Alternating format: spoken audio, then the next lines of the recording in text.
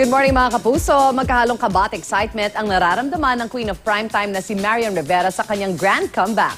Aminado siya na mamimiss niya sobra si Baby Zia. All that and more sa one-on-one interview sa kanya ni Kuya Lar. Let's watch this. Mga kapuso, it's a very exciting morning dito sa Unang Hirit dahil kasama natin ang nagbabalik, ang nag-iisa at tunay na nangungurot, primetime queen, Miss Marian Rivera. Yan, kumusta na? Lar, eto, okay naman. Happy. So, anong pakiramdam? Ito na, the great comeback of the queen. Sabi ko nga, mixed emotion ako. Masaya ako sa pagbabalik ko. Marami nakahain sa akin na gagawin kong proyekto. At the same time, nakakaiyak pag iniwan ko yung anak ko at nagtatrabaho ako. Siyempre, babalik ka sa Sunday Pinasaya. Sa Sunday, si Judge MD.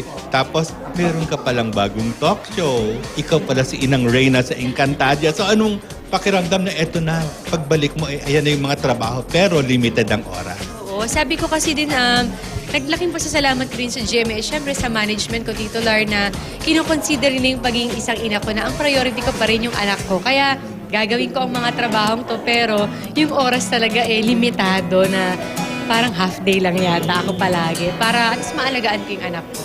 So, kumusta naman si Zia? Ayun, maligalig na bata. Ang daming mamanahin pagka maligalig ko ang namana. Nakakatuwa kasi masayahin siya Palangiti talaga. Talagang magkatulong kay ni Dong sa pag-aalala. Dapat.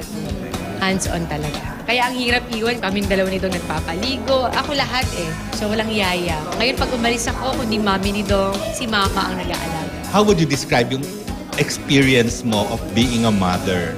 Sabi ko nga, ito yung totoong masasabi ko na kumumpleto ng buhay ko, ng pagkababae ko. Iba talaga pag may anak. Sabi ko nga, walang maiyahambing o mahiyahalin tulad na pakiramdam kapag hawak mo talaga yung anak mo. Tapos nag-smile siya sa'yo.